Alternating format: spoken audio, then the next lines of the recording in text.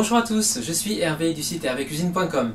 Nous allons réaliser ensemble aujourd'hui une tarte de saison avec des belles pêches jaunes, de la pistache et de l'amande. Vous allez voir, avec une petite pâte sablée à l'amande, ça va être délicieux.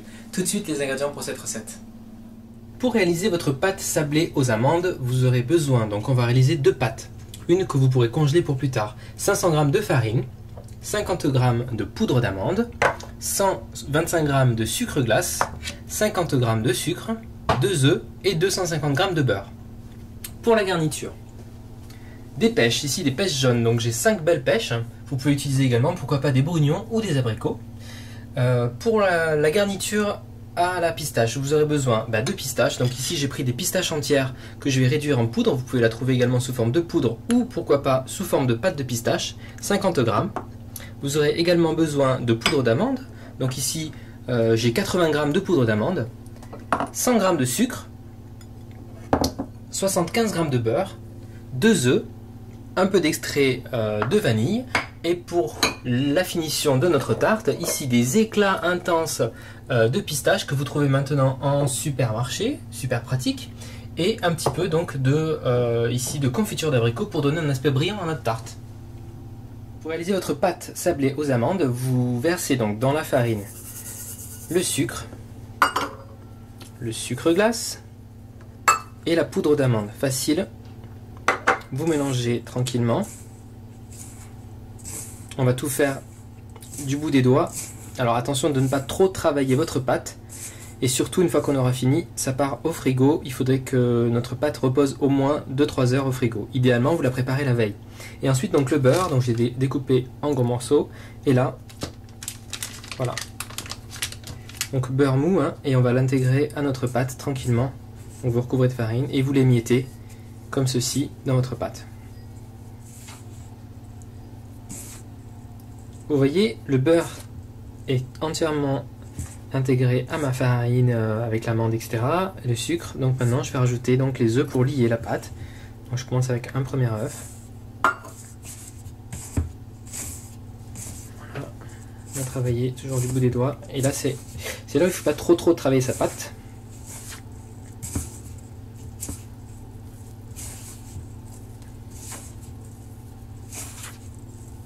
Vous voyez, ça commence à prendre une belle consistance.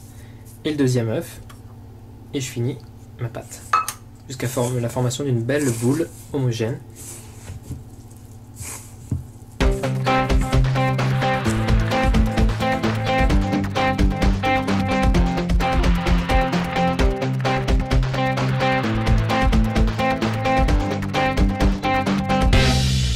Et voilà. Vous avez deux jolies boules de pâte que nous allons mettre au frigo tout de suite. Je vais les mettre dans du film transparent et m'occuper de la garniture de la tarte tout à l'heure. Préparons à présent la garniture à la pistache et à l'amande. Alors tout de suite, nous allons battre le beurre. On va rajouter le sucre.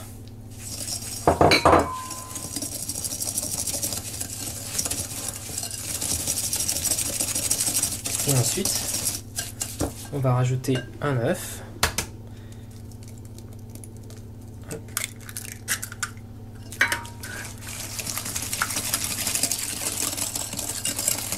Alors, mes pistaches, regardez ici, je les ai moulues, donc j'ai de la poudre de pistache. Ah, ça donne une belle couleur verte, bien sympa. Alors, facultatif, mais moi j'ai décidé de rajouter une bonne cuillère à café de pistache en crème pour renforcer l'arôme. Voilà, et à partir de là, un petit peu d'extrait de vanille, équivalent d'une petite cuillère à café, l'amande en poudre.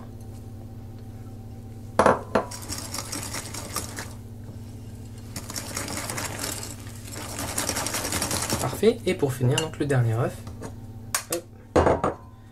Et voilà. Et on mélange pour avoir une préparation bien lisse avec laquelle on va garnir notre fond de tarte. Je viens d'étaler ma pâte donc dans un cercle je vais maintenant, et je l'ai remise au frigo pendant une petite demi-heure. Ensuite, le four est préchauffé à 180 degrés. Je vais verser donc une bonne partie de ma préparation à la pistache dans le fond de ma tarte. Hein, donc au moins la moitié. Voilà. Je viens bien répartir jusqu'au bord. Et ensuite, je vais disposer donc mes morceaux de pêche. Donc j'ai tranché ici. J'ai souhaité garder la peau. Vous pouvez l'enlever si vous souhaitez. Voilà, donc l'idée c'est de venir mettre comme vous feriez avec des pommes, hein, tout autour. Venez garnir de pêche comme ceci. Et ensuite on va répartir à nouveau un peu de préparation à la pistache par dessus. Et c'est donc parti pour 30 à 40 minutes de cuisson à 180 degrés selon la taille de votre moule. Voilà.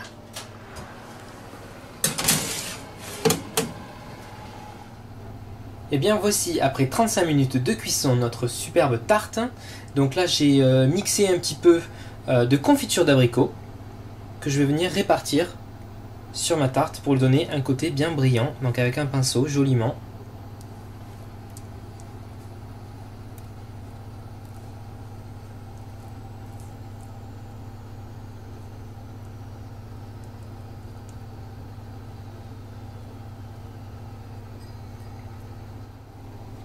Et donc la dernière étape, nous allons saupoudrer avec ici donc des éclats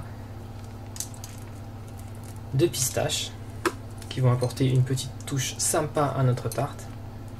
Voilà, c'est parfait.